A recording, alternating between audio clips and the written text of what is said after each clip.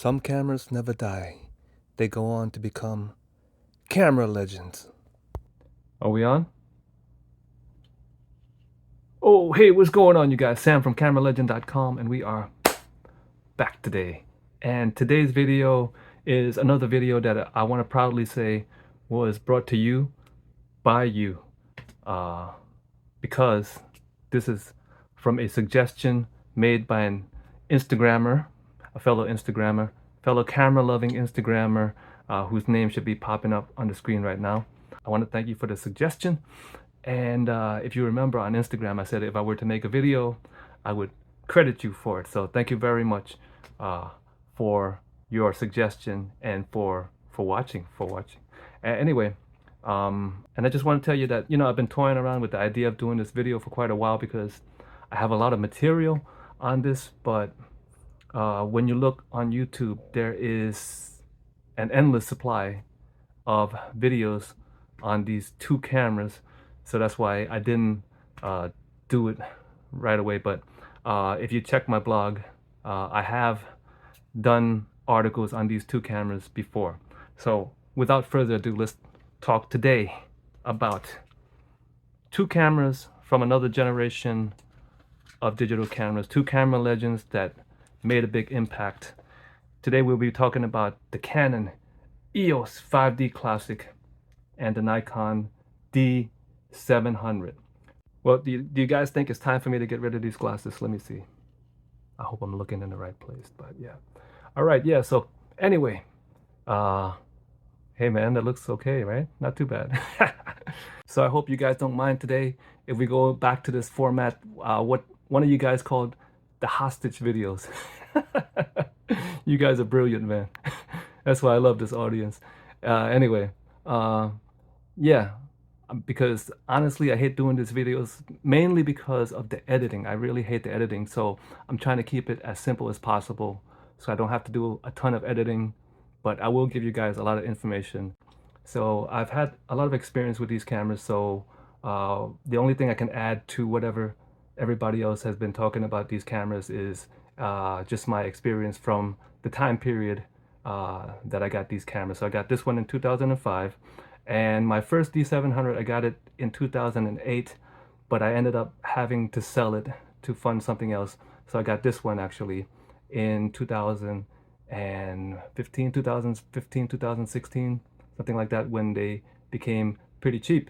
And now they're even cheaper. So this is why we're talking about it today. And I believe these two would be great choices for beginners. And even if you're like a small time pro, these cameras, I believe, would still deliver the goods. All right, so in this video, we're going to be talking about build quality. We'll be looking at images, talking about image quality, the differences between these two. And lastly, we're going to try to find out if they are still worth it, which is the YouTube thing, for 2023, 2024, and beyond. All right, so let's start off with the bodies, the build quality. Now, if you look at these cameras, they both have their own identifiable look. The 5D was the first. It has that 5D look. As I said in my 5D video, it's sort of pedestrian, not the most exciting looking camera, but that's just looks. The D700 looks a little bit more slick, but both of them have been very durable. Now, a lot of people will say that the D700 has a more professional feel, and it does. It feels heftier, but time has proven both of these bodies to be very durable. So I've not had too many issues with my 5D. This is actually my 5D from 2005, and as I said, 2016, but it has almost 300,000 shots on it, and it's still running, okay? So time has proven these two bodies to be very durable. So take a look. Let me just show you guys. I can't, you know what though, let's do the 5D first. I can't hold these two cameras and do this at the same time. 5D Classic. Okay, I actually have an old school screen protector on this one, believe it or not, which is what I used to do a lot back in the day when the LCDs were not as great as they are today. Let's take a look at the D700. D700 right here. Oh wow, that looks pretty cool there. All right, D700. As far as ergonomics, I can't tell you if I have a preference for either, because I'm very used to the Canon layout. I'm also used to the Nikon layout. So it really depends. I mean, if you're coming from Nikon to Canon, yeah, it's going to take a little time to get used to it. Or if you're going from Canon to Nikon, it may take a little time, but eventually you get it. You know, it's not rocket science, right? I mean, well, yeah, actually it could be if you start looking through the menus and everything, but really it's not rocket science. You get used to it. All right, so. As far as autofocus, now both of these cameras have good autofocusing capabilities.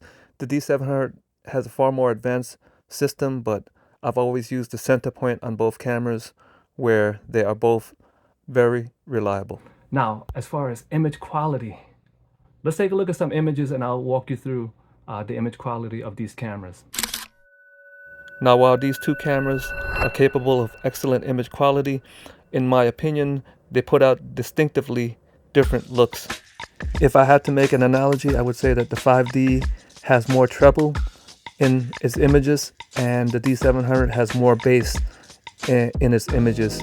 Or photographically speaking, you could say that the 5D images look like they were printed on matte paper and the D700 images look like they were printed on glossy paper. Both of these cameras are capable of producing superb image quality even today, especially at low ISO values.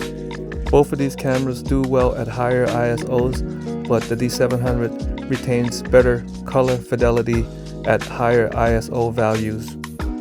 The 5D Classic loses color saturation at higher ISOs, but becomes more filmic, in my opinion. Both cameras are capable of excellent black and white conversions, film-like if you want to call them. Now, as I said, you can get a film-like image out of almost any camera, but it makes your job a lot easier when you have cameras with filmic sensors to begin with. The D700 definitely has a more modern look to its images, while the 5D Classic has a more classic look. But both of these cameras have given me a lifetime of wonderful memories and have done so effortlessly. And for that, I love them both. All right, are these cameras worth it in 2023, 2024, and beyond? You know what? Give me a second here, because I can't stand looking. See, I'm gonna have to look at the camera here, and I can't look at the screen. This is one of the reasons why I like wearing the glasses. I could actually look at the screen instead of looking this way for the camera.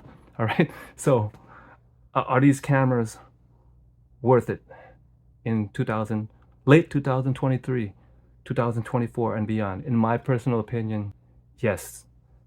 Heck yeah. These two cameras still deliver amazing image quality. All right. Like I said, they don't offer you any modern amenities. You know, how many times do I have to say no 4K video, no 8K video, no video of any kind, no focus peaking? But what you get is amazing image quality from these two cameras.